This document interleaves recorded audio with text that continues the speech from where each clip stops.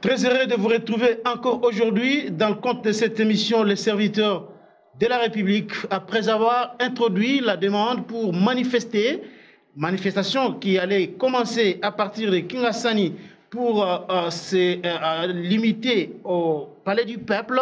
La Mouka a finalement transformé cette manifestation en meeting qui aura lieu le 9 octobre en Dili Sainte-Thérèse. C'est après négociation, un tour de table entre le gouverneur de la ville de Kinshasa et les délégués du parti politique Nouvel Élan et décidé qu'un compromis a été trouvé afin que, au lieu que ce soit une marche, mais que finalement les meetings soient tenus à Ndili Sainte-Thérèse. Voilà, c'est le sujet qui va être débattu au cours de cette émission. Nous parlerons aussi en deuxième lieu de ce déplacement du président Tshisekedi depuis qu'il était à New York pour son oral devant l'ONU, à l'ONU. Finalement, le président Tshisekedi n'est pas encore rentré au pays et ici à Kinshasa et à travers le pays, beaucoup de gens se posent des questions sur les séjours prolongés cette fois-ci du président de la République démocratique du Congo. Nous allons essayer au cours de cette émission d'éplucher toutes ces questions. Sur ce plateau, des acteurs, un est journaliste. Il s'agit bien de M. Patrick Eyalé, promoteur de Génie, qui est un site d'information en ligne qui déjà commence à faire ses preuves. Patrick Eyalé, c'est un plaisir de vous recevoir aujourd'hui dans cette émission. Le plaisir est mien, le plaisir est partagé, et le plaisir est doublement partagé de partager pour la première fois le plateau avec... C'est lui que je dois présenter, merci beaucoup. Il s'agit bien entendu de M. Fumuntoto, Basanga Fumuntoto. Il lui est géniteur de la troisième voie, président national, si vous voulez, du Parti de la Nation Congo, un parti qui, depuis un certain temps, défend les couleurs de l'Union sacrée. Monsieur Fumuntoto, bonsoir. Merci beaucoup. Je suis également chansonnier de la République. Chansonnier de la République, waouh. Là, on essaiera un petit peu d'en savoir un peu plus. Alors, Patrick Eyalé, derrière moi, vous étiez en Angola, nous avons suivi à travers le média une visite, c'est pas moi de travail ou quoi, vous allez nous donner des pressions là-dessus. Quelles sont vos impressions qu'est-ce que vous étiez allé faire en Angola, à Luanda précisément, et quelles sont vos impressions après ces séjours de presque 7 jours à Luanda? Non, on a fait 4 jours. 4 jours, merci. 4 jours. J'ai accompagné le ministre des Hydrocarbures, M. Didier Boudimbo. J'ai eu un sentiment de tristesse, de regret. Je vais d'abord circonscrire l'objet pour lequel on était à Luanda. Il s'agit des négociations qui entourent les blocs 14 et 15, des blocs pétroliers bien évidemment, de la zone d'intérêt commun entre nous et l'Angola. Ah d'accord, c'est l'océan Atlantique. Voilà. Ces blocs sont exploités par l'Angola depuis le début des années 90. Pour être plus précis, c'est vers les années 92-93. Mobutu, quand il a eu vent que les Angolais exploitaient le pétrole et que ce pétrole était un bien, si on peut l'appeler commun, Mobutu a pris langue avec l'Angola. Et comme l'Angola était déjà suffisamment poussé dans l'exploitation, l'Angola proposera de verser une quotité, pas à la République, mais à l'individu Mobutu. Ça faisait tant d'années que l'Angola réservait une somme d'argent à M. Mobutu. Mobutu, quand il est décédé... À quelle hauteur comme ça? Le montant, je ne connais pas. Son successeur, M. Kabila Mouzé, ayant appris cela, a vu aussi les autorités angolaises, mais a refusé qu'on verse à lui la quotité. Il a demandé que cette quotité soit réévaluée et versée à la République. Les négociations ne se sont pas bien passées avec l'Angola. Et d'ailleurs, certaines langues disent que c'est à cause de là que l'Angola s'est retourné contre Mouzé et a fait partie des conspirateurs contre Mouzé. Le fils de Mouzé, qui a pris les rênes, M. Joseph Kabila, qui beaucoup disaient que c'était le perpétuteur de son père, bizarrement, lui, il a renégocié dans les mêmes termes qu'avec Mobutu. L'Angola, au lieu de payer... Vous avez des preuves de tout ce que vous dites là? La preuve est que si vous allez dans le budget, nulle part vous verrez dans le trésor public, la part du pétrole du bloc 14 et du bloc 15 dans les trésors publics du Congo. Vous connaissez la contribution du pétrole venant d'Angola dans le budget, alors que le bloc 14 et le bloc 15, pour une période d'à peu près 15 ans, fournissaient en Angola plus d'1,5 milliard en termes de budget. Rien que le bloc 14 et 15. Des données, je peux au besoin vous donner les éléments parce que je n'ai pas inventé. C'est des choses que j'ai documentées. Entre 2003 et 2016, en termes de barils cumulés du bloc 14 et du bloc 15, ça fait 2 milliards de barils cumulés à $60 le baril. Ce qui représente, en termes de fraction, près d'1,5 milliard de budget annuel à l'Angola. Pendant ce temps, on versait combien au Congo? Quelqu'un peut ici venir nous brandir des chiffres que voilà ce que le Congo a reçu du pétrole bloc 14 et bloc 15. Ce sont les informations, les chiffres, vous les détenez du gouvernement angolais? Exactement. Ces informations, je les d'un compatriote qui travaille à son Angola. Un Congolais qui est installé en Angola depuis 1992. J'ai partagé longuement avec lui. Il m'a donné des éléments détaillés et chiffrés. Et vous voulez nous dire que l'argent revenait au président Kabila en particulier? Pas seulement. L'État congolais ne bénéficiait pas. Pas seulement. Toutes les délégations. J'aimerais pas citer son nom. Un aîné dans la presse m'a appelé, me dit ah petit la monde de zongi boroso bata banda komi balé. Je dis ah viens. Il dit mais ceux qui reviennent d'Angola dans le cadre des négociations du bloc 14 et 15, quand ils rentrent, c'est. Je dis en tout cas. Je peux vous donner ma parole d'honneur que ni moi, ni la délégation n'avons perçu aucun kwanza de la part du gouvernement. Le ministre Boudimbo n'a rien touché. D'ailleurs, les négociations ont failli tourner court. Parce que, je veux vous faire la confidence, le ministre des hydrocarbures a clairement dit à notre ministre, vous voulez combien pour qu'on ralentisse les négociations? Parce que vous imaginez, depuis 1993, on n'a jamais trouvé un compromis avec eux formel. Parce que chaque délégation qui partait là-bas se faisait engraisser. Et les négociations étaient toujours reportées, reprises. Alors on donnait au Congo comme ça, je dirais, des sommes qui n'équivaut pas à ce que la République doit gagner. Mais ce qui est encore plus écœurant, vous savez, l'Angola, dans le format que j'ai vu l'Angola, on me dit que la construction de l'Angola a commencé vers 2002. Juste après la mort de Savimbi. Et ils ont signé à peu près le même type de partenariat avec la Chine et avec la même banque, Exim Bank. Mais là où nous, on a fait ce qu'on peut appeler le troc entre minerais et argent, on a cédé nos minerais pour une exploitation d'à peu près 25 ans aux Chinois, contre une contrepartie de 6 milliards. Et quand on cherche la traçabilité des 6 milliards, on ne le voit nulle part. Je ne sais pas si vous avez vu l'impact des 6 milliards. Même si, encore que tous les 6 milliards ne sont pas versés. Mais même les quelques milliards qui sont versés, vous les avez vus dans quelle infrastructure? Dans quelle route? Mais en Angola, avec le même type de partenariat, ils ont cédé du pétrole contre 50 milliards. Et vous voyez ce que les 50 milliards ont fait de l'Angola. Mais vous avez, je vous dis, quand on me dit que ce que vous avez vu ici à Luanda est de loin minime que ce qu'ils ont fait dans leur province. Je dis, vous blaguez avec moi, parce que ce que j'ai vu en Luanda, en termes de routes, en termes d'infrastructures, même quand je suis allé on allait visiter la base Sonil, là où il y a tous les pétroliers, tout le process qui est autour du pétrole. Un terrain d'à peu près 200 hectares, où travaillent 7000 employés qui sont logés là-bas, nourris là-bas. J'ai eu l'impression que Nengeto Lobaka Nakala, Poto Moindo. Ça n'a rien à voir avec Kinshasa. Ça n'a rien à voir. Vous regardez, il y a 10-15 ans, l'Angola était parmi les pays les plus chers, même en termes de logement. Pour trouver un logement, c'était difficile. Mais en 20 ans, le leadership incarné par leurs dirigeants, ils ont pu transformer ça. Aujourd'hui, vous avez des appartements qui coûtent 1500 $ ici, comme les appartements d'Oasis, construits par les Chinois. Vous avez le même type d'appartement, en mieux, qui vous coûte 100 $, 120 $.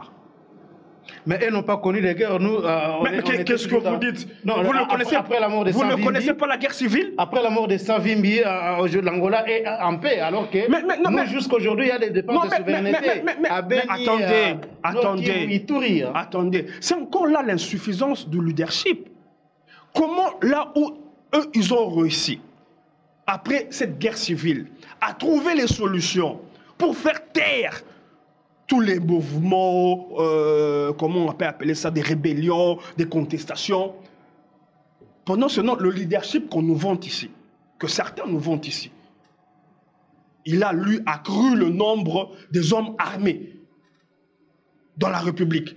Et n'oubliez pas que celui qui a fait 18 ans, mais il est parmi ceux qui ont ramené l'instabilité à l'Est. Ok, merci beaucoup Patrick Allé. Vous avez une réaction par rapport à ce que vient de dire M. Patrick ici, comment pendant autant d'années, on n'a aucune trace de l'argent venu du pétrole, de Mwanda. Et je me rappelle encore, lorsque j'étais attaché à l'Assemblée nationale, il y avait à tout moment le député du Congo central qui ne cessait jamais de demander au gouvernement congolais de verser quand même l'argent à leur province parce que c'est là où on exploite le pétrole. Est-ce que vous avez un petit commentaire à faire là-dessus ou carrément on passe au sujet du jour? Mais je pense qu'on doit passer avec mon sujet du jour parce que en tant que spirituel, scientifique et politique engagé, je ne spécule jamais.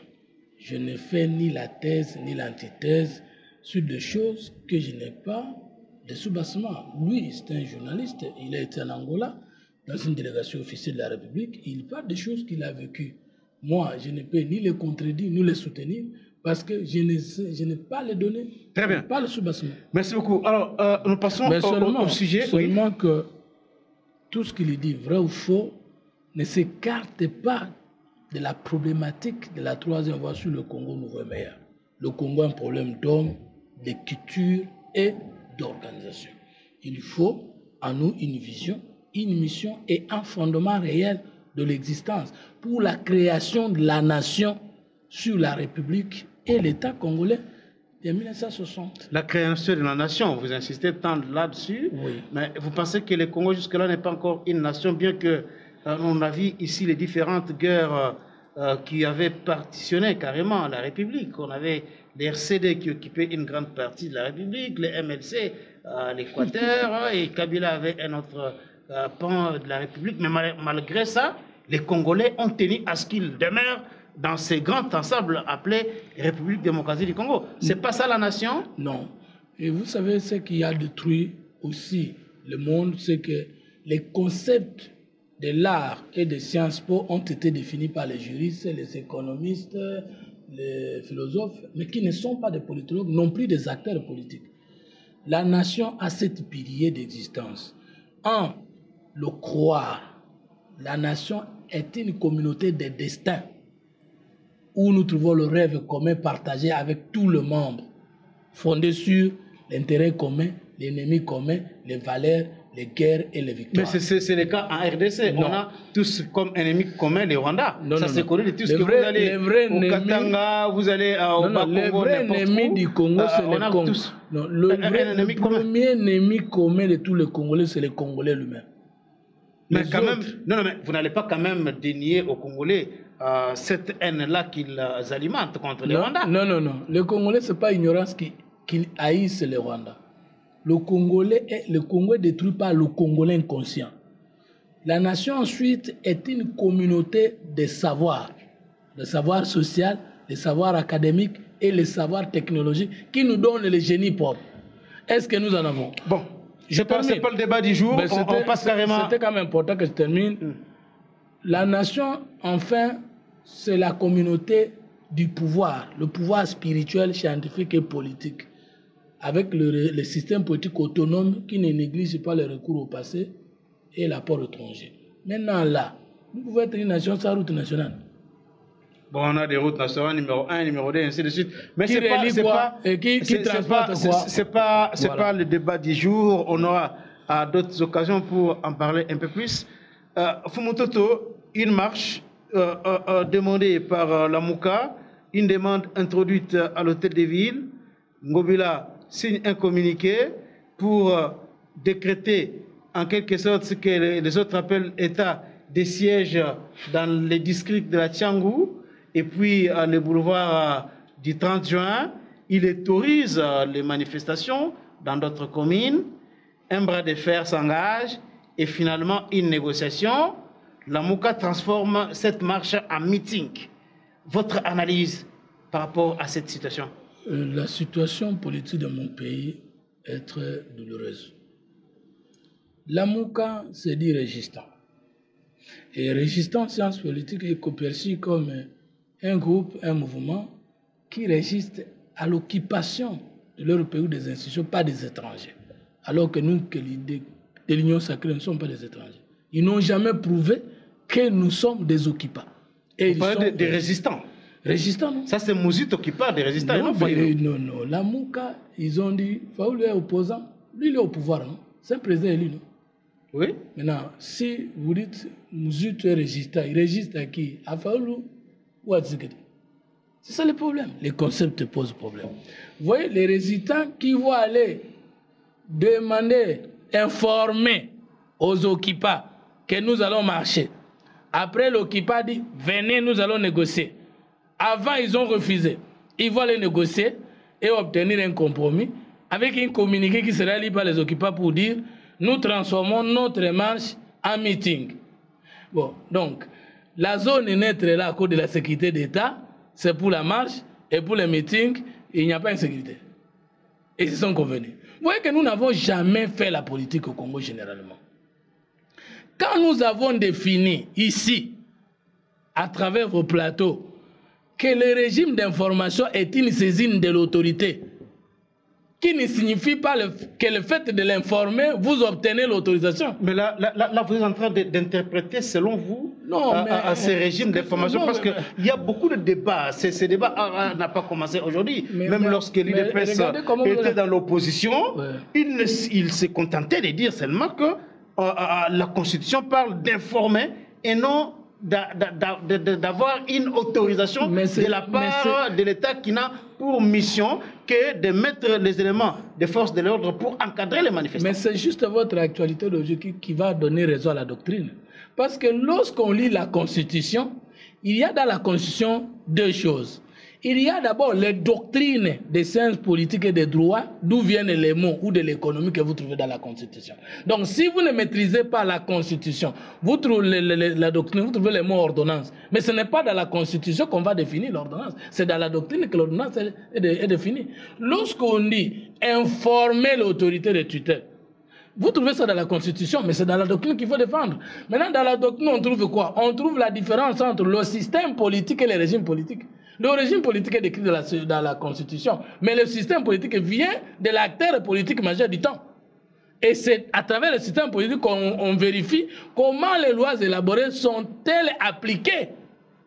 Et c'est là que les politologues, les juristes est important pour vous expliquer ça se fait comment. Vous venez de dire qu'ils se sont convenus de transformer la marche à un meeting au terrain Sainte-Thérèse. Mais ça signifie que après avoir saisi l'autorité, vous devez encore attendre qu'ils vous répondent, soit en acceptant ou moyennant. Non, mais attendre à ce que, selon... là, vous êtes en train de faire votre interprétation, non, mais je sais pas une nouvelle interprétation, non, parce que ce n'est pas la première fois que j'ai fait avec vous les émissions Fumototo. Ouais. Il y a même les députés, je me rappelle encore, de l'I.C. Sanga qui avait initié une loi. Malheureusement, ça n'a pas été débattu à l'Assemblée nationale. Il était question tout simplement de clarifier certaines choses, mais à ce qui concerne les marches, depuis toujours, il a toujours été dit qu'on informe, on se limite à informer l'autorité et non à ce que l'autorité autorise. C'est ça le défaut. Quand nous sommes à l'opposition, nous diabolisons tout ce qui est au pouvoir. Et quand nous-mêmes nous sommes au pouvoir, c'est compliqué. S'il vous plaît, informer l'autorité implique que l'autorité, en acceptant, doit déployer la police, les services de sécurité, mais au besoin de l'armée, pour qu'il n'y ait pas de dérapage. Parce que le même jour que A marche, B ne marche pas. Et que la marche de A ne peut pas troubler B. Maintenant, les carburants, les primes, les moyens, logistique pour équiper la marche ne tombe pas du coup. Pour vous dire que c'est une saisine. Vous ne savez pas qu'il y a tel autre qui a demandé la marche le même jour que vous avec la même itinérance. Maintenant, c'est l'autorité qui apprécie. Vous voyez ici, il y avait des moments où nous, l'opposition, nous voulons marcher. FCC et Nani, là, on peut dire, le même jour, il va marcher et parfois même itinérance. L'autorité qui protège la paix de l'ordre république va dire quoi? Il va vous dire tous deux vous marchez parce que c'était un régime d'information. On ne comprend pas. Il faut harmoniser les vues. Dans d'autres cieux, en France par exemple, c'est les maires qui vous donnent l'itinérance. Vous informez, mais lui vous dit vous allez marcher seulement d'ici jusque-là. Quand nous disons que c'est une saisine, en droit d'une saisine, ça signifie que vous devez attendre pendant 7 jours la réponse de l'autorité. Et cette réponse peut être dans le sens d'harmoniser les vues, de reporter ou de dire purement pour d'autres raisons d'État non. Et c'est conforme à la Constitution. Nos amis de la Mouka, ils ont dit Ngobila n'a aucun droit de dire mot. Une fois que nous avons informé, nous marchons. Alors d'où est venu le compromis? Voilà, vous avez compris que le régime d'information, c'est une saisine, ça veut dire qu'il faut la réponse de l'autorité qui accepte ou qui reporte.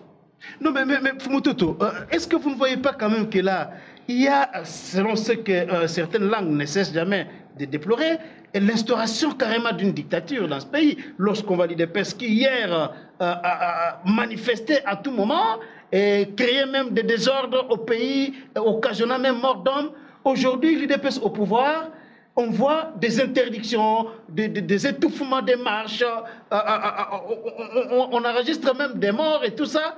Mais ceux qui pensent que c'est la dictature, n'ont-ils pas finalement raison? Et encore, il faut ajouter que les partis de Fayoulou et Mozitou ont dit que s'ils ont refusé de marcher et de transformer leur marche en meeting, c'est pour éviter les bains de sang. N'ont-ils pas finalement raison? D'ailleurs, c'est faux. C'est seulement dire qu'ils ont fini par comprendre qu'en se référant à l'autorité, vous reconnaissez cette autorité. Je ne sais pas si vous comprenez. Si vous écrivez à l'autorité que je vais marcher, ça signifie que vous-même, vous croyez à l'existence de cette autorité et donc vous n'êtes plus résistant. Ça, c'est la première conséquence. Parce que l'article 7 de la loi portant statut de l'opposition dispose l'opposition doit reconnaître au pouvoir son droit de gouverner. Donc vous ne pouvez pas vous faire opposer sans reconnaître en face de vous qui est au pouvoir. Et le pouvoir signifie quoi? Ça signifie seulement qu'à travers le monde entier, il y a une seule institution ou structure sociale qui a le monopole des contraintes. C'est l'État. Et lorsque l'État n'a pas autorisé un fait, si vous voulez marcher, vous rencontrez l'État, et alors vous essayez d'avoir les moyens supérieurs que l'État. Quand l'IDPS était à l'opposition, l'IDPS n'avait pas les moyens de l'État pour contraindre les autres. Maintenant que l'IDPS est au pouvoir, ça constitue l'État congolais en termes de pouvoir. Et que la marche est interdite par le gouverneur. Si vous marchez, vous voulez mater l'autorité, mais pour mater l'autorité, il faut avoir les moyens contraires à l'autorité ou supérieure. Moi, je pense qu'ici, le problème, c'est la communication politique de la fausse opposition. Parce qu'en fait, l'opposition, c'est quoi? D'après la loi portant le statut de l'opposition, article 2, et de l'opposition, le parti ou le regroupement, un, qui ne soutient pas les programmes du gouvernement, qui a le pouvoir de critiquer les actions du gouvernement et de formuler des contre-propositions. Est-ce que vous connaissez les contre-propositions de Martin Fayoulou sur la gestion de Félix Tshisekedi? Il y a Mozito qui publie beaucoup de tribunes. Enfin, je termine. Que d'après notre loi portant ceci de l'opposition, on ne s'oppose pas à l'institution président. On ne s'oppose même pas au Premier ministre. On s'oppose au programme du gouvernement.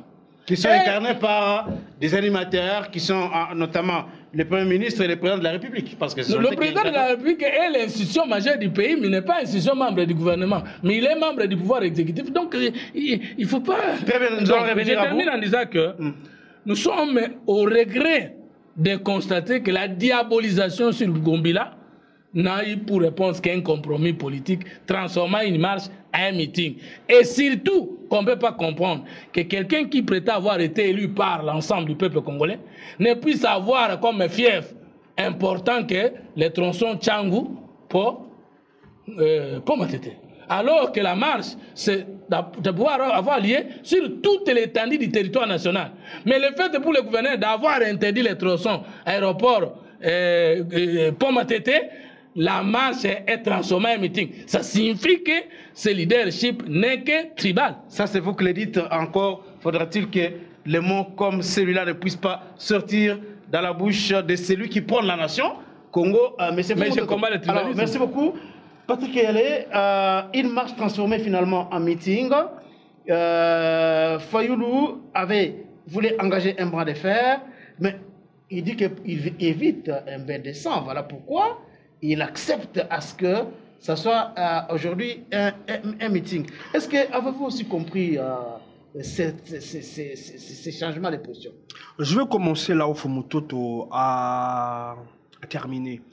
C'est mon étonnement de voir l'entêtement de M. Fayoulou et de M. Mouzitou par rapport à l'itinéraire de la marche. Je veux bien que le gouverneur n'ait pas agi selon ce que voudrait la loi selon eux, qu'il suffirait de demander pour que vous ayez la permission. Bien que j'appuie ce que a dit Fomutoto. Admettons. Mais qu'est-ce qui manquait à M. Mouzitou et à M. Fayoulou de dire, bon, puisque c'est l'itinéraire qui pose problème, on garde notre marche, mais on change d'itinéraire. Parce que ce n'est pas la marche qui est interdite. C'est l'itinéraire qui a posé problème. Mais à demi malin, vous dites, bon, ça va, dans ce cas, comme je suis président élu et avec 62% sur l'ensemble du territoire national, donc je peux débuter ma marche à Kitambo, à Bonda, à Gombe, au Sankourou. Les gens viendront de partout. Les gens viendront de partout. Ça sera encore une occasion la plus extraordinaire de démontrer les 62%. Mais pourquoi cet entêtement? Encore, vous quittez la marche, vous organisez un meeting, quelle coïncidence? Toujours à Tchangou. Mais nous sommes en droit de nous questionner. Pour quelqu'un qui se réclame être leader national. Mais il ne trouve pas ça que c'est rabaissant de s'accrocher à un fief, à une bourgade, dont les habitants qui constituent cette bourgade, ne nous cachons pas, ne nous voilons pas la face. La politique est aussi sociologique. Nous savons dans quelle bourgade elle est généralement habitée par des gens issus de telle ethnie, c'est connu. Ça, c'est de 1. De 2, il est aussi connu que cet endroit est un endroit de forte densité. C'est l'endroit le plus populaire. Le plus populaire. Donc, il suffit d'une apparition pour créer l'engouement et, par effet de manche, la curiosité. Voilà. Mais quand on est leader, on doit faire des preuves qui étonnent. Mais s'il va faire un meeting et qu'il y a des gens... Vous pensez vraiment que ça va étonner l'opinion? Quand l'on sait déjà, les personnes qui viendront seront a fortiori des personnes dont vous partagez le même espace, je dirais, géologique. Mais il est de l'autorité publique que les leaders politiques congolais ont d'abord, avant tout, avant de s'étendre sur toute la République, mais ils ont d'abord une base sociologique. Ça ne peut pas être... Non. Quand on se dit leader national, on prétend avoir eu 62% à l'élection présidentielle. On ne peut plus, on ne doit plus parler le langage que vous utilisez. On ne peut pas. On se l'interdit. Ça aurait été Mouzitou lui-même, je peux comprendre. Mais pas, je ne comprends pas pourquoi Martin Fayoulou s'embarque dans cette histoire. Lui qui a eu la chance de sa vie d'être propulsé à travers Genève, leader national. Parce que n'oublions pas qu'avant Genève, Martin Fayoulou n'est pas la personnalité que l'on connaît aujourd'hui dans le monde. Mais qu'est-ce qu'il fait de l'aura que Genève lui a donné? Qu'est-ce qu'il fait de tout le crédit? Mais il est aujourd'hui le leader incontestable de l'opposition. Le leader de la Tchangou. Le comparer à Moïse Katumbi ou je ne sais qui d'autre pouvez-vous comparer à Martin Fayoulou dans l'opposition aujourd'hui? Qui incarne l'opposition? Je ne sais pas, Martin Fayoulou? Incarner le populisme, c'est différent d'incarner l'opposition. Si l'opposition se résume à parler à Somi Bilamba Sika, à Zolingaba Sabike, si c'est cela l'opposition, je suis désolé, il n'incarne pas l'opposition. Quelle est la force de contre-argumentation qu'il a faite? Il a dit qu'il voulait marcher pour la dépolitisation de la CENI. Voyez-vous encore ça? C'est encore une tricherie. C'est une tricherie. Comment voulez-vous dépolitiser une institution hautement politique? Il peut, moi j'aimerais d'abord qu'ils nous disent, même juste pour essayer un peu, qu'ils nous disent c'est quoi cette institution de la CENI dépolitisée. Quel est cet animateur? C'est que la proposition est claire de Martin Fayulu, c'est qu'il faut quand même que la CENI ne soit pas constituée de politiciens. On peut mettre là-bas les acteurs de la société civile qui sont réputés pour leur probité morale, intellectuelle. Non, Charles Quint. Au lieu que ce soit toujours les politiciens qui ont des intérêts divergents. Charles Quint, qu'on s'arrête de se tromper pour une fois et de nous tromper. Quelle est cette société civile qui n'est pas aujourd'hui dans la politique? L'Église d'abord, elle-même. Est-ce que vous savez que même les confessions religieuses sont dans ce qu'on appelle le système politique de la théocratie, qui est un système politique? Parce que ceux qui sont dans la confession catholique, ils essayent d'exercer un poids, une influence à travers les autorités en place pour que les principes et les valeurs partagées par l'Église catholique soient appliqués au même titre que ceux qui sont dans l'islam, que ceux qui sont kimwanguistes. Donc, dans toutes les formes possibles, ceux qui sont dans les confessions religieuses font de la politique. Donc, on a confié la gestion du choix de celui qui sera président de la CENI à des politiques. Pas seulement en termes de théocratie, mais aussi, on va arrêter maintenant pour une fois, pour toutes, de jouer à l'hypocrisie. Vous prenez la CENCO.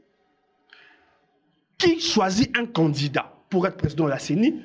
Ce candidat a été candidat, permettez la tautologie, député pour le compte de la Mouka.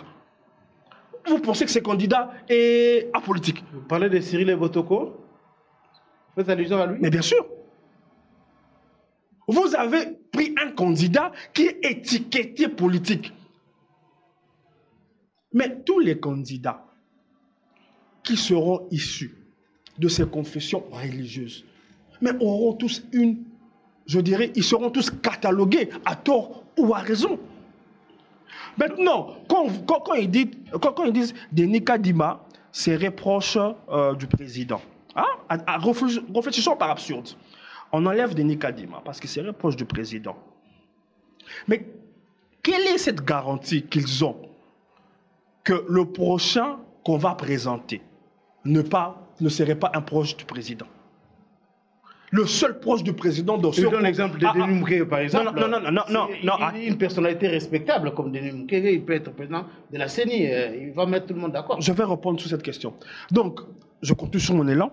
Le seul proche qu'aurait le président de la République dans ce Congo ne serait que Denis Kadima. Donc, vous pensez que le président, il est en panne des gens qui lui sont proches, qu'il peut propulser pour être président de la CENI. Le seul proche que le président connaît serait Denis Kadima. Donc il n'a pas d'élément de substitution en termes de personnes qui lui sont proches.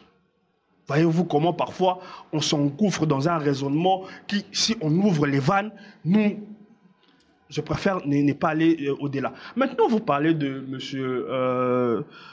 Denis Mukwege, pour qui j'ai beaucoup de respect. Mais attendons-nous bien. La CENI, pour diriger la CENI, on n'a pas juste besoin d'une personnalité clinquante. Il faut aussi avoir une certaine expérience dans cette organisation. Expertise aussi. Une certaine expertise. C'est qu'a suffisamment Denis Kadima. Je ne ferai pas injure à M. Denis Mukwege, mais je ne le connais pas en matière électorale. C'est bien beau de ne... Encore que, il y a des gens qui pourront dire à tort ou à raison qu'il est proche aussi d'un tel candidat. Je dis à tort ou à raison. Donc, c'est pour dire que le débat a mené... Donc les soupçons continueront toujours sur des personnalités. Non, c'est pour dire que c'est un faux débat. La réalité, c'est laquelle? C'est qu'on ne dit pas tout haut. Est-ce que vous pensez que les acteurs politiques comme... Vous permettez que je finisse mon idée. Oui. C'est qu'on ne dit pas tout haut. C'est que la Mouka voyant le train partir, le train s'est avancé. Le train est en train de voir le bout du tunnel de 2023. Vous savez que les élections coûtent excessivement cher. Les élections passées, je crois que SID et Nouvel Élan réunis n'ont même pas pu aligner 100 députés comme candidats. Même l'UDPS, qu'on connaissait être un grand parti, n'a pas pu aligner les 500 députés. Ils ont dû même faire monnayer les candidatures. C'est comme ça que vous avez des gens élus label UDPS qui ne sont pas de l'UDPS. Je ne vais pas citer les noms. Ouais. C'est parce qu'ils étaient en déficit de moyens. L'élection coûte cher. Au jour d'aujourd'hui, il est clairement établi que celui qui avait ramené les fonds, qui avait facilité les fonds, qu'on appelle le Chairman Moïse Katumbi, ne va plus le faire. Où on va encore trouver cette personne-là qui va utiliser ses lobbies des miniers, des miniers, ses lobbies avec les Soros, ces machins. Non mais Mouzit avait rejeté ça, qualifiant même Moïse Katumbi de petit monsieur. Vous vous souvenez encore de cet épisode-là? Donc il avait nié que Katumbi n'a jamais financé la campagne des Fayulu. Si Katumbi n'a pas financé, mais qu'on nous dise alors qui a financé, parce que de vous à moi, la campagne électorale, telle qu'il a été menée, vous souviendrez que même le duo Félix Kamerhe s'est essoufflé. Eux, ils ont fait, c'était pas une campagne à l'américaine comme ils ont promis, mais on a vu les moyens qui étaient mis. Les médias, France 24, RFI, TV5, mobilisés. À chaque fois qu'il y avait information sur le Congo, Martin Fayulu. Vous pensez que c'était pour ses beaux yeux? Vous pensez que tous ces confrères... L'ancien Premier ministre était derrière Fayulu, il avait quand même beaucoup de moyens, il avait même dit que je suis quand même un ancien Premier ministre. Dixit Mouzit à l'époque, lorsqu'il qualifiait... Mais comment il a été incapable, lui, ancien Premier ministre, d'aligner ne fût-ce que 100 candidats à l'élection législative? Parce que, en tant que politicien, il sait que le pouvoir, le vrai pouvoir, se trouve à l'Assemblée. Très bien, merci beaucoup, Patrick Yale. Fumutoto, vous allez réagir. Mais répondez d'abord à cette question. Est-ce que vous ne voyez pas qu'aujourd'hui, en interdisant régulièrement des marches et tout ça, les régimes Tshisekedi est en train de ternir son image au niveau international? Parce que toutes les organisations qui s'occupent des droits de l'homme ici continuent à faire des rapports, à documenter les cas de violation des droits de l'homme, les interdictions des manifestations, les répressions des manifestants, les journalistes brimés et tout ça. Vous ne voyez pas que là, on retombe pratiquement dans les mêmes terres que ce qu'on a vécu du temps de Kabila? Lorsqu'il y a, je réponds d'abord à la question, on va te répondre. Lorsqu'il y a marche, il y a exactement 4 acteurs concernés. La population, au sein de laquelle nous trouvons le pouvoir, qui est la majorité, qui a reçu le vote, le suffrage du peuple, et il y a la minorité qui est l'opposition. Quand l'opposition veut marcher dans ce sens-là, et surtout marcher pour la dépolitisation de la CENI, qui est consacrée par la loi, ça signifie marcher contre une loi. Or, à travers le monde entier, une marche ne peut pas supprimer une loi. Une marche peut changer un acte réglementaire, c'est-à-dire une ordonnance du chef de l'État, un décret du Premier ministre, un arrêté ministériel ou une décision. Mais ça peut influencer à ce qu'il y ait une révision de la loi. Merci, vous avez dit, mais pour réviser une loi, si vous n'êtes pas dans une révolution, il faut repasser par le débat général au Parlement, l'adoption. Mais les pressions politiques à travers les marches peuvent faire à ce que les acteurs politiques concernés, les autorités si changent. Si vous ne renversez pas le régime qui est là, une loi promulguée et publiée au journal officiel ne meurt pas par une marche. Démontrez-nous. Mais elle peut contribuer à ce qu'il y ait débat sur la révision. Et ce que la MOUCA est en train de faire aujourd'hui. Si la marche échoue, parce qu'elle est transformée en meeting, la loi la s'entête. Est-ce qu'en transformant la marche en meeting, les rapports de force sont au rendez-vous pour que la loi subisse des modifications? Non. Est-ce que vous voulez qu'il y ait toujours affrontement entre rapport de force? Rapport de force ne signifie pas affrontement, une idée contre une autre. Une idée sur une autre est un rapport de force. Opposition au pouvoir, des chocs des idées, ce sont des rapports de force. Je ne parle pas ici qu'il faut des forces contraires à la loi. Non. Les guerres démocratiques sont des rapports de force. Des rapports de force. Deuxièmement, à votre question là. Mais je voudrais vous raconter par les questions de ce qu'on a dit. D'abord, il faut savoir que Martin Fayulu spécialement et la Moukan en général souffrent de manque de clarté conceptuelle, idéologique et politique. Dans ces pays, on connaissait que le palou signifie le socialisme à visage africain ou le nationalisme à visage congolais qui s'appelle un parti lumumbiste. Tout le monde, même moi, a yebi, qu'est-ce que le palou revendique? Palou, Minda Congo. Livre d'or, et pas ya, patriarche. Tshisekedi Etienne, tout le monde savait que lui, il dit Mobutu c'est menteur, c'est un dictateur, il nous faut un état de droit. Chaque fois qu'il y avait une actualité, le président Tshisekedi venait avec son concept et faisait interprétation de l'actualité dans le concept d'état de droit. Faux ou vrai? Maintenant, demandez à tous les Congolais, quel est le concept politique de Martin Fayulu? La vérité des îles. Après lui-même passe, il dit, oublions ce qui s'est passé, j'ai pardonné tout ce qui s'est passé aux élections. Si Tshisekedi se sépare avec Kabila, et déjà, on sera d'accord avec lui. Tshisekedi s'est séparé avec Kabila, il n'est pas d'accord avec lui. 3. Tshisekedi, c'est un patin. C'est Kabila qui gère, c'est pas Tshisekedi qui gère. Maintenant, tout le monde est d'accord que ce n'est pas Kabila qui gère, c'est Tshisekedi qui donne. Maintenant, de là. C'est Kagame. Moi, Fayulu a dit que c'est Kagame maintenant qui dit. Maintenant, il dit c'est Kagame. Donc, hier, c'était Kabila, demain. Maintenant, même si tu as de Konanga Matefol, Bakanganine, oh, Tshisekedi drague des jeunes filles. Ah, on m'a doigté partout. Bon, maintenant, nous l'aimons bien, mais qu'on retienne quoi de lui? Si on parle de Fumutot, qu'on l'aime ou l'aime pas, on sait qu'il s'appelle la troisième voie, que les uns l'appellent troisième voie. Si on parle de Moussout, on sait les tribunes de Moussout, ça a pris corps. Maintenant, Martin Fayulu signifie quoi? Concrètement, il communique du peuple, c'est lui qui se va pour après, plan de sortie de la crise. Et jusqu'à aller même à publier un calendrier électoral. C'est comme vous. Oh, parce qu'il y aura glissement, nous ne voulons pas de glissement, nous publions un calendrier électoral. Alors, trop de messages sans concept, sans charge politique pose problème. C'est pourquoi il appelle le peuple à marcher. Le peuple ne sait pas. Dépolitiser la CENI, veut dire quoi? Non, mais est-ce que vous pensez qu'un acteur politique de la trempe de Martin Fayulu, qui aujourd'hui voit qu'avec tout ce qui est en train de se faire, cela constitue des manœuvres pour le pouvoir en place de se pérenniser au pouvoir et tricher encore aux élections, vous pensez qu'il peut s'engouffrer comme ça dans une voie dont il ne connaît pas les tenants aboutissants? En tout cas, est-ce qu'aujourd'hui, le fait qu'il demande à ce que la CENI soit dépolitisée, que l'on trouve des personnalités de la société civile qui sont neutres, vous ne voyez pas que ces revendications... Je commence à répondre. Que dans un pays qui se respecte, en France, aux États-Unis, la politique, les partis politiques eux-mêmes font partie de la société civile.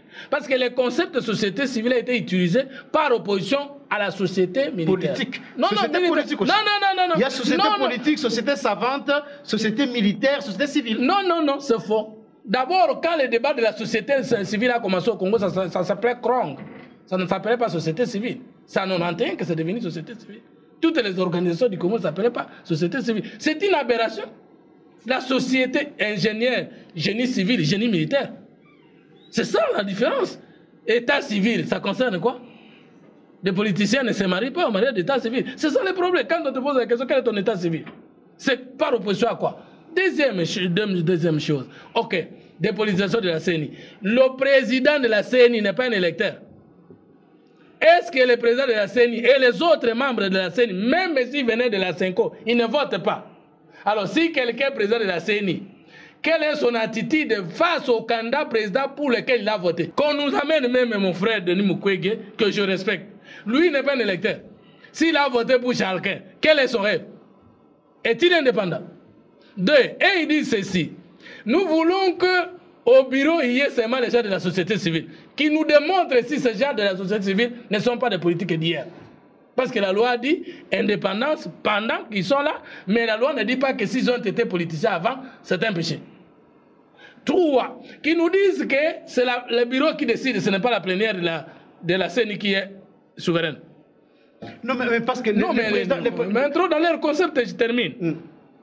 Deuxième élément, les ministères de l'Intérieur qui, dans tout le pays du monde, organisent les élections sous le régime d'un président, est-il apolitique? Parce que là où il y a une CENI, ça veut dire que là où il y a une bêtise. Dans un pays qui se respecte, il n'y a pas la CENI. Il y a un département des élections dans le ministère Et il y a l'intérieur dans ces attributions. Alors, le ministère de l'Intérieur de la France, qui a organisé les élections, est apolitique. Dit n'importe quoi. Manque de message, manque de clarté. Dépolitisation de la CENI. Est-ce que c'est Félix Tshisekedi qui a politisé la CENI? Martin Fayulu avait dit aux Congolais qu'il faut résister à la machine à voter, qu'il avait qualifié de machine à voler jusqu'au dernier jour. Et qu'au bureau de vote, il faut exiger les bulletins de vote. Lui-même était le premier à aller voter par la machine à voler et il s'est revendiqué gagnant des élections de la machine à voler. Il n'a jamais été derrière droit dans ses votes politiquement. Mais c'est un homme correct et clean. Je sais qu'il est correct. C'est parmi les Congolais qui ne sont pas cités dans des sales besognes. Mais être militant et être leader politique, c'est des choses. Tiene Tshisekedi, il savait communiquer et faire trembler le pouvoir. Quelle est la communication de la Mouka depuis que Félix est au pouvoir? Est-ce que nos frères comprennent ça? Vous transformez une marche de l'aéroport ou de Tchangou au palais du peuple par un meeting. Même si le meeting réussit, entre la marche qui fait adhérer les gens de Tchangou jusqu'au palais du peuple, et les gens ne font que s'afflier. Est-ce que dans cette marche-là, il n'y a que les gens de Tchangou qui doivent marcher, ou bien même les gens de Lukunga et de tous les coins de Tikisa doivent venir? Pour venir, ils doivent dormir d'abord à Tchangou. Vous êtes leader national. Et vous vous dites non, moi je n'ai d'assise qu'à Tchangou. Parce que les gens de ma tribu sont là-bas. Vous n'habitez pas là-bas, moi j'habite là-bas. Napoléon, lorsqu'il a trouvé que l'Est de la France était dense, comme mon frère a dit, était populaire, malgré qu'il était de la haute classe, il a quitté le talent habité Montegro. Mais ils veulent toujours venir à Tchangou, parce que pour eux, nous les Tchangou, nous sommes idiots, totangate, donc, Nagombe Bokokite, Nalimete Bokokite. Mais la marche du 15 janvier 2015, qui n'a pas connu la participation de l'Église catholique, qui n'a pas connu la participation de l'IDPS, qui n'a pas connu l'autorisation ou l'acceptation de Joseph Kabila. C'était autour de Pongabi. C'est ce qui a fait tout reculer. Est-ce que Tchène Tshisekedi, quand il faisait ses oreilles ici, il y descendait à Tchangou aller prendre? Vous avez vu la marche qui était interdite. Maintenant, il faut arriver à Tchangou, lui-même dit, il voit les gens à Tchangou, même là, il y a un vide. Non, c'est une honte. Les gens du Sankourou, pour marcher, ils doivent sortir à Tchangou. Les gens de l'Équateur, pour marcher, ils doivent sortir à Tchangou. Un leader, son fief, vous avez dit quoi? Majorité sociologique. La page sociologique. La majorité sociologique en sciences politiques n'existe pas. C'est une bêtise. Parce qu'on fait la politique sur base des moyens de production et des idéologies. Non mais Fumutoto, vous savez très bien que la plupart des partis politiques, je dirais même tous les partis politiques de ces pays, ont d'abord comme faire des lances leurs ethnies, leurs provinces. Donc ce sont en réalité des ethnopartis. Avant de s'étendre ailleurs, ils commencent d'abord chez eux. Je voudrais vous dire que les partis politiques sont de Congolais, sont des partis politiques tribaux, ethniques et régionaux. Donc ce ne sont pas des partis politiques. Mais je voudrais vous parler des hommes politiques qui ont convaincu les Congolais de tous les coins. En 2011, Tshisekedi le père a fait tomber le Mbashi. C'est sa base sociologique. Fayulu a fait tomber Goma. Alors maintenant, il va abandonner Goma pour venir se cacher à Tchangou. Vous trouvez ça normal? Tous les Kinois qui ont accepté Tshisekedi avec toutes les marches ici sont de Balouba? Est-ce que Kinshasa c'est de Balouba? D'ailleurs, partir de sa tribu pour s'affirmer grandement, ça signifie qu'on n'a pas des valeurs qu'on défend. On doit être accepté par la corporation des journalistes, des prolétaires, des travailleurs, des étudiants. C'est ça la politique. Donc avoir un homme politique qui n'est soutenu que par sa tribu, mais c'est grave. C'est aussi qu'au Sakanana peuple.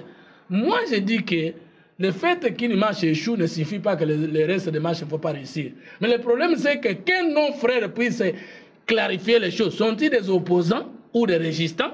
Quel est leur message en résumé? Mais attendez, Fumuto, lorsque, par exemple, Fayulu et beaucoup d'autres demandent à ce qu'il y ait consensus sur la désignation des animateurs de la CENI, que l'on cesse de mettre trop d'acteurs politiques au sein de cette structure, parce que cela a démontré des limites depuis 2006 jusqu'à aujourd'hui. Vous ne pensez pas qu'il faut quand même réfléchir en profondeur, faire de vraies réformes, mettre de côté cette loi électorale, la loi sur la CENI qui est notamment critiquée par Fayoulou revenir quand même à un tour de table afin que l'on puisse se mettre d'accord pour aller aux élections ensemble, au lieu que ça soit une élection où l'UDP sera seule, sans d'autres partis politiques, notamment la Mouka, Moïse Katumbi et tous les Bataclans. Je veux vous réaffirmer ceci.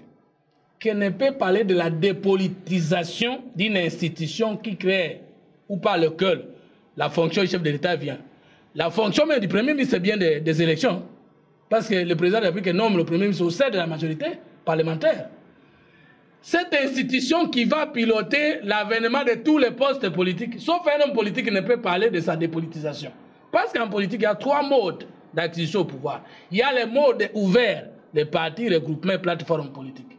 Il y a les modes fermés, les lobbies plus puissants que les partis politiques qui créent les acteurs politiques à travers le monde, mais qui ne s'appellent pas partis politiques. Bon, vous, un homme politique, vous allez vous limiter à dire... Les groupes de pression. Et il y a les groupes de pression. Le lobbying et les groupes de pression, c'est des choses. Il y a des lobbying qui dominent le monde, comme Coca-Cola, comme tout ça, les films multinationaux, là, qui ne apparaissent jamais. Parfois, il y en a qui financent des guerres qui troublent le monde. Alors, un homme politique doit regarder quelqu'un de Longibakoma ou bien à Motema. Maintenant, allez vérifier. Ngoyi Mulunda, nous l'avons présenté là comme de la société civile. Mais nous avons des preuves qu'il avait des cartes de PPRD. Maintenant, parce que la loi ne dit pas que l'église catholique doit donner un candidat. La loi ne dit pas que les confessions religieuses donnent un candidat. La loi dit que les confessions, le président de la CNI, le candidat doit être parrainé par une confession religieuse. C'est-à-dire que les confessions religieuses elles-mêmes sont en train de chercher l'inconnu. On n'a pas dit qu'il présente, on dit parraine. C'est-à-dire même un athée, s'il est parraine, c'est fini. Je ne sais pas si vous comprenez. Non, en contestant Kadima, l'église catholique fait un sauveur l'inconnu. Et mon frère l'a dit ici. Ok, si nous faisions la politique comme eux, nous disons, ils ne veulent pas de Kadima, nous prenons nos frères, notre frère et allez, avec qui nous avons de bonnes relations la nuit, mais qui s'affiche comme un journaliste. Il vient. Vous, un homme politique, vous dites de la société civile, sa vie privée, je ne vais pas chercher, j'ai des politiques de la CENI. La politique la plus réelle, c'est la politique des salons. C'est la politique des acteurs inconnus. Nous qui animons les débats, plusieurs fois vous nous voyez chaque fois nommés ministres. Mais regardez les gens qui n'ont jamais fait de débat, combien chaque fois ils sont nommés ministres. Vous avez dit qu'il ne faut pas la politique. Qui vous a dit que la politique se fait seulement à travers les partis politiques? Donc aujourd'hui, vous vous opposez à ce qu'il y ait un consensus, et notamment un tour de table pour élaguer toutes les questions. Mais je termine là, parce que la question là, je n'ai pas répondu à cette question. Le consensus dans un pays, je vous ai dit ceci, qu'une nation est une communauté de savoir, une communauté de croire, une communauté d'esprit, une communauté de corps, des milliers et de la loi. Mais la Constitution et les institutions de la République qui fonctionnent normalement et qui ne souffrent d'aucune difficulté, c'est un consensus national. Vous voulez attraper un consensus en dehors des institutions. Adolphe Moussou siège. S'il ne siège pas, il est payé. Martin Fayoulou siège. S'il ne siège pas, il est payé. Tout en étant aux institutions, vous voulez des consensus en dehors des institutions. Mais s'il y a un consensus, allez le faire dans les institutions. Ça a toujours été le cas depuis plusieurs années. On a vu du temps de Kabila, il y a eu beaucoup de dialogues. Mais ça nous a amené où? Alors merci beaucoup. Nous sommes arrivés à la fin de l'émission. Patrick Yalé, vous allez placer un petit mot, et ça sera aussi votre dernier mot, par rapport à cette histoire qui, dans les réseaux sociaux, on dit que le président de la République est porté disparu. Tous les présidents qui sont allés intervenir à la tribune de l'ONU sont déjà rentrés chez eux, mais le président Tshisekedi est introuvable. Il y a même, je voyais quelqu'un qui disait que Tshisekedi aurait menti aux Congolais, qu'il s'est fait vacciner, mais heureusement, les gens ont découvert que c'était le diclofenac. Il ne s'était pas fait vacciner. Est-ce que vous pensez vraiment que c'est normal à ce que Tshisekedi aujourd'hui ne puisse pas se faire voir dans son pays, alors que tous les autres pays tous les autres présidents sont rentrés? C'est normal à ce que le président s'attende comme ça dans le pays et multiplie les voyages? Je vais faire le relais d'une pensée assez, je dirais, explicite que j'ai lue dans un tweet de M. Serge Tchani. Il dit ceci: on annonce la baisse de billets, certaines personnes ne sont pas contentes. On annonce que Congo Airways a acquis des avions par la formule leasing, il y a des gens qui ne sont pas contents. On annonce qu'on a ouvert, je dirais, le marché à d'autres compagnies africaines pour réguler les marchés. et faire appliquer le juste prix par le terme de concurrence, il y a des gens qui ne sont pas contents. On annonce que le Congo vient d'acheter, pas de louer, vient d'acheter 2 avions qui vont venir le mois d'octobre. Bizarrement, il y a des gens qui ne sont pas toujours contents. Donc, c'est un peu pour dire, si on veut s'attarder sur les états d'âme des gens, on fera des émissions pour en parler et à la fin, ça ne servira à rien. J'ai été aussi suffisamment informé par une vidéo où une professionnelle de la santé mentale expliquait ce que c'est qu'un trouble oppositionnel. C'est-à-dire, quelqu'un arrive à un moment où il ne sait plus à quoi il s'oppose. L'opposition est devenue, je ne sais pas comment on dit, comme une drogue. Il s'oppose à tout. Les voyages, pour en parler. Récemment, il y a eu une polémique sur la réserve d'échange qui aurait augmenté. Il y a des gens qui spéculaient et tout ça. Nous avons eu à bénéficier des DTS de la part des fonds du FMI. Rapidement, nous sommes à la fin de l'émission, Patrick Allais, c'était par là. À hauteur de 1,5 milliard. Nous avons eu à bénéficier à l'appui de la gratuité 800 millions. Vous pensez que ces sommes, nous avons pu en bénéficier parce que le président dormait en télé ou à l'ONU? Vous pensez que le monde fonctionne comme ça? Que parce que vous êtes le Congo, parce que votre président est long et assez, je dirais, en bonne santé, ah voilà, c'est fini, ça marche comme ça. Pendant longtemps, nous avons eu un président qui ne voyageait pas. Le résultat était lequel? Je n'ai pas dit que voyager ouvrait de façon implicite les portes, mais le Congo, où on a trouvé le Congo, et où le Congo est censé être, nous devons avoir quelqu'un qui fasse ce qu'on appelle le VRP, c'est-à-dire parler du Congo, dire que le Congo est aujourd'hui fréquentable, faire voir aux gens que le Congo a besoin des investissements. Et ceci ne peut se faire en dormant à l'antenne. Merci beaucoup, Patrick Allais. C'est d'ailleurs votre mot de la fin, Fumutoto. Un petit mot par rapport à ça, et ça sera aussi votre mot de la fin. La Constitution dit que la diplomatie fait partie des domaines de collaboration entre l'institution présidente de la République et le gouvernement. Et qu'à travers la diplomatie, nous avons nos ambassades, nous avons des contacts réguliers et nous avons aussi des voyages vers l'étranger à travers notre politique étrangère. Ce qu'on dit en politique, la fin justifie les moyens, c'est que finalement les gens doivent comprendre que les réformes politiques ne sont pas vérifiées comme la température d'un malade, non, ou de l'organisme humain. On peut voir François Hollande entamer de grandes réformes en France que les Français n'ont pas vues. Et à cause de l'ignorance des Français, il a eu peur de briguer le deuxième mandat. Exactement. Et quand Macron est venu, il n'a gagné que des réformes d'Hollande. Donc même la France... Même quand c'est avec Angela Merkel. Voilà. Même les Français, à leur niveau du ciel politique là, ils étaient immatures de lire. Aujourd'hui, est-ce que les retombées de la gratuité de l'enseignement, même le président lui-même est capable de calculer ce que le Congo va gagner dans 15 ans? Non. C'est une réforme. C'est comme votre enfant.